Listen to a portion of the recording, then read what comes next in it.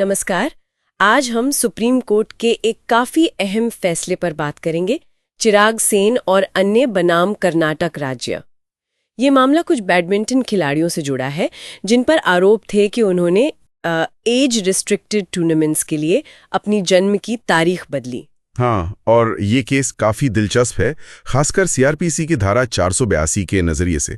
मतलब एफआईआर रद्द करने की जो हाई कोर्ट और सुप्रीम कोर्ट की पावर है, अच्छा, उसके इस्तेमाल और क्रिमिनल प्रोसीजर के मिसयूज पर ये रोशनी डालता है। तो स्रोत तो हमारे पास सुप्रीम कोर्ट का फैसला ही है और हमारा मकसद है कि हम इसके फैक्ट्स, लीगल मुद्दे, दोनों तरफ की दलीलें, कोर्ट ने क्या कहा, बिल्कुल, फाइनल फैसला और आगे के लिए इसके क्या मायने हैं, खासकर हमारे वकील श्रोताओं के लिए ये समझें।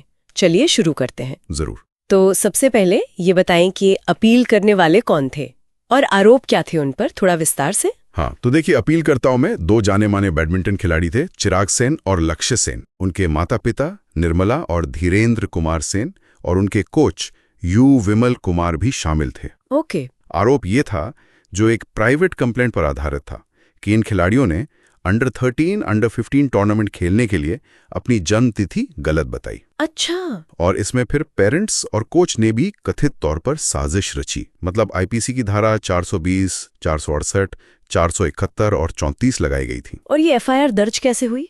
मतलब सीधे पुलिस के पास गए थे शिकायतकर्ता? नहीं, यही एक पेंच है। शुरू में पुलिस ने रिपोर्ट नहीं लिखी, तो शिकायतकर्ता श्री नागराज एमजी ने मजिस्ट्रेट के पास प्राइवेट कंप्लेंट फाइल की, सेक्शन 200 सीआरपीसी में। अच्छा, 156(3) वाली बात। हाँ, बिल्कुल। मजिस्ट्रेट ने फिर धारा 156(3) के तहत इन्वेस्टिगेशन का ऑर्डर दिया और तब जाकर एफआईआर नंबर 1942/2022 दर्ज हुई। और फिर ये लोग हाईकोर्ट गए होंगे इसे रद्द करवाने। सही। अपीलकर्ताओं ने कर्नाटका हाईकोर्ट में इसे चैलेंज किया, पर वहां उनकी याचिकाएं खारिज हो गईं। इसीलिए वो फिर सुप्रीम कोर्ट पहुंचे। तो सुप्रीम कोर्ट में अपीलकर्ताओं की मेन दलील क्या थी? किस बेसिस पर कह रहे थे कि एफआईआर गलत है? उनका मुख्य तर्क था कि ये पूरी कार्रवाई सरासर कानून का दुरुपयोग है, अब्यूज ऑफ प्रोसेस, और ये पर्सनल दुश्मनी की वजह से शुरू की गई है। उनका कहना था कि शिकायतकर्ता की बेटी को अकादमी में एडमिशन नहीं मिला था, शायद इसलिए ये सब किया गया। अच्छा। और सबूत के तौर पर क्या कहा? उन्होंने कहा कि पूरा केस सिर्फ एक पुराने 1996 के अनवेरिफाइड जीपीएफ नॉमिनेशन फॉर्म पर आधारित। अब वही फॉर्म जिसका लक्ष्य सेन से कोई लेना देना नहीं था। बिल्कुल। लक्ष्य सेन तो उसको पैदा भी नहीं हुए थे, तो ये फॉर्म उनके खिलाफ कैसे इस्तेमाल हो सकता है? सही बात है। तो क्या उनके पास अपनी सही उम्र के सबूत थे? हाँ, यही उनकी बात मजबूत थी। उन्होंने जोर दिया कि उनके जो ऑफिशियल बर्थ सर्टिफिकेट हैं और जो 10वीं के सर्टिफिकेट हैं, वो हमेशा से कंसिस्टेंट रहे हैं, उन पर कभी कोई सवाल नहीं उठा। और पहले भी जांच हुई थी, आपने बताया था। हाँ, ये भी एक अहम पॉइंट था।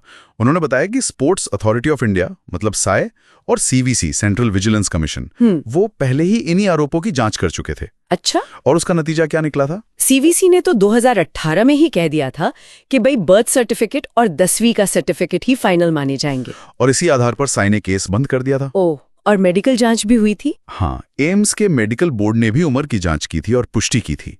तो उनका कहना था कि जब इतनी जांच हो चुकी है, कुछ निकला नहीं, तो अब ये एफआईआर क्यों? बात तो दमदार लगती है। दूसरी तरफ शिकायतकर्ता का क्या कहना था? उन्होंने इन दलीलों को कैसे काउंटर किया? शिकायतकर्ता के वकील का तर्क था कि वो जो 1996 का जीपीएफ फॉर्म है, वो ये दिखाता है कि परिवार को पहले से एक अलग जन्म तिथि पता थी, जिसे बाद में बदला गया। अच्छा। उनका मेन पॉइंट था कि जो एडमिनिस्ट्रेटिव जांच हुई है या कोई डिपार्टमेंटल क्लीन चिट मिली है, हाँ, वो क्रिमिनल इन्वेस्टिगेशन को रोक नहीं सकती। दोनों अलग चीजें हैं। और मेडिकल जांच पर उनका कहना था कि मेडिकल जांच, खासकर उम्र के मामले में, कोई निर्णायक सबूत नहीं होती, उसमें एरर की गुंजाइश रहती है। इसलिए पूरी पुलिस जांच होनी चाहिए ताकि सच सामने आए।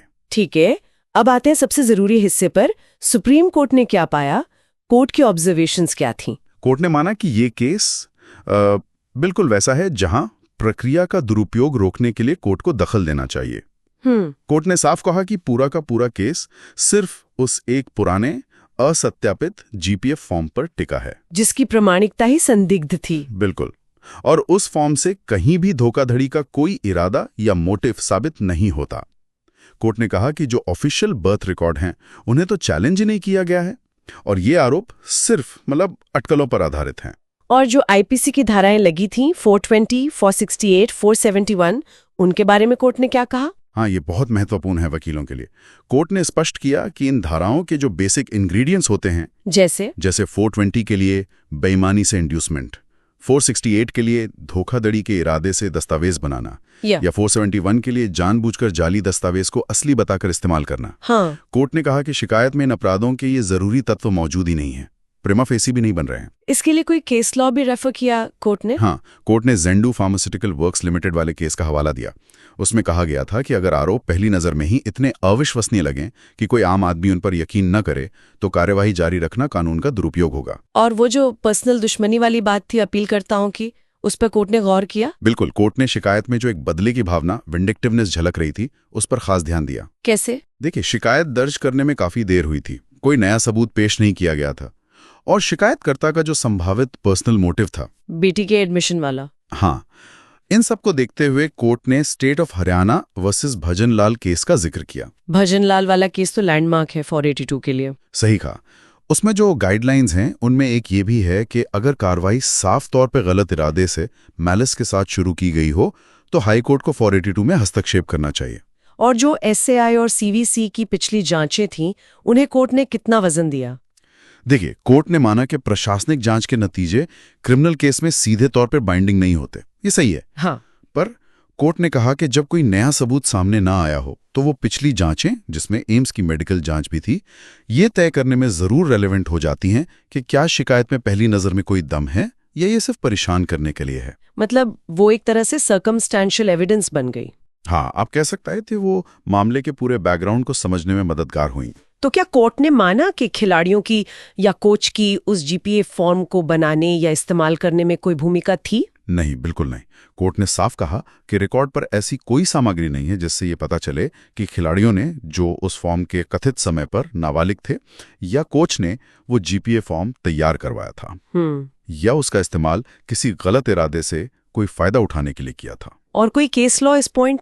हाँ, कोर्ट ने पेप्सी फूड्स लिमिटेड वाले मामले का हवाला दिया और चेताया कि क्रिमिनल लॉ को उत्पीड़न का, हैरासमेंट का हथियार नहीं बनने देना चाहिए। तो फिर अंतिम फैसला क्या आया? अंत में सुप्रीम कोर्ट ने माना कि इन सारे हालातों को देखते हुए, खासकर ये कि ये राष्ट्रीय स्तर के खिलाड़ी हैं जिनका रिकॉर्ड साफ है, उनके खिलाफ ये कार्रवाई जारी रखना अन्यायपूर्ण होगा। तो अपील मंजूर कर ली? हाँ, अपील स्वीकार कर ली गई। कर्नाटक हाईकोर्ट का जो आदेश था उसे रद्द कर दिया गया, और सबसे महत्वपूर्ण, वो FIR और उससे जुड़ी जितनी भी कार्यवाही थी उसे भी रद्द, क्वाश कर दिया गया। ये तो अपीलकर्ताओं के लिए बड़ी राहत हुई होगी। यकीनन। तो अब अगर हम वकीलों के नजरिए से देखें, तो इस फैसले से क्या टेकअवेज है? कौन सी केस लॉस हैं जिन पर ध्यान देना चाहिए? देखिए, ये फैसला धारा 482 CRPC के दायरे और इस्तेमाल को लेकर काफी अहम है। ये फिर से स्थापित करता है कि अदालतों का कर्तव्य है कि वो प्रक्रिया के दुरुपयोग को रोकें, खासकर ऐसे मामलों में जहां आरोप पहली नजर में कमजोर लगें, मोटिव संदिग्ध हो, और शायद पहले किसी एडमिनिस्ट्रेटिव या दूसरी अथॉरिटी ने जांच करके क्लीन चिट दे दी हो। तो मुख्य केस लॉस कौन से याद रखने चाहिए? 3 केस तो बहुत जरूरी है जो कोर्ट ने रेफर किए हैं। जेंडू फार्मास्यूटिकल वर्क्स लिमिटेड, जहां आरोप अविश्वसनीय हो, state of Haryana versus Bhajanlal, जहां कार्रवाई दुर्भावनापूर्ण हो, और पेप्सी फूड्स लिमिटेड, जहां प्रक्रिया का दुरुपयोग हो रहा हो।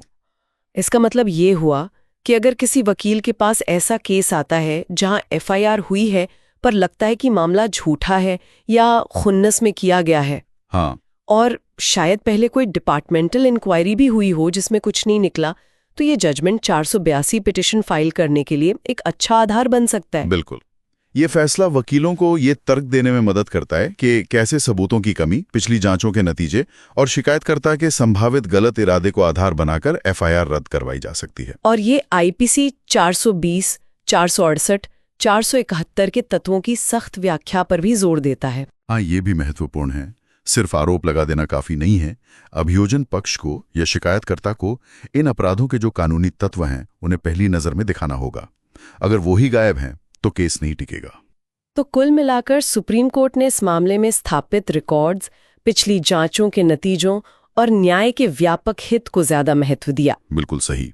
और ये एक तरह से अदालतों की गेट कीपिंग भूमिका को मजबूत करता है। सोचने वाली बात यह है, जैसा आपने शुरू में कहा, कि ये फैसला भविष्य में 482 CRPC के तहत कोर्ट्स के रवैये को कितना प्रभावित करेगा। हाँ, खासकर उन मामलों में जहां कोई प्रशासनिक या एक्सपर्ट बॉडी पहले ही जांच कर चुकी है और कोई नया ठोस सबूत नहीं है। क्या कोर्ट्स ऐसे मामलों में एफआईआर रद्द करने में ज्यादा इच्छुक होंगी, ये देखने वाली बात होगी। बिल्कुल, ये आगे की प्रैक्टिस के लिए एक विचारणीय बिंदु है।